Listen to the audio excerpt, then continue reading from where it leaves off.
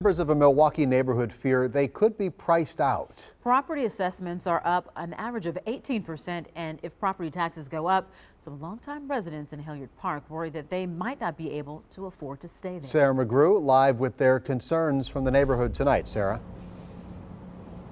Yeah, residential properties in this neighborhood increased by 20%, and long-term neighbors here tell me that they're concerned that that could eventually lead to them being priced out of the homes they've lived in for decades.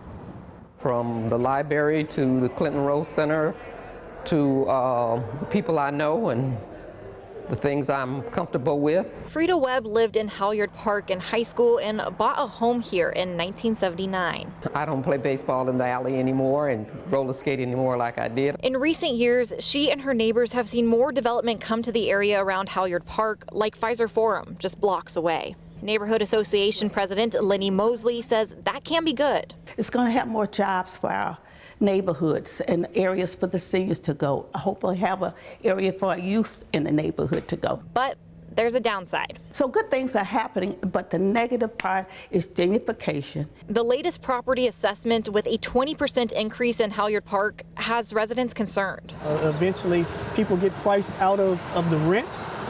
People get priced out of the homes that they've owned for a number of years because the property taxes are so high they can't afford to pay for it. Reggie Jackson says a lot of the increase is due to houses selling for $400,000 or $500,000 in neighborhoods where they typically sell for $100,000 or $200,000. That has been a really big factor. You know, people who were looking to purchase homes, they simply weren't able to compete with these people that could come in and just write a check or pay cash for a home. In Halyard Park, that could mean losing the community that built the longest standing black middle-class neighborhood in Bronzeville, according to the Milwaukee Encyclopedia. It loses its history, its support systems, its comfort level,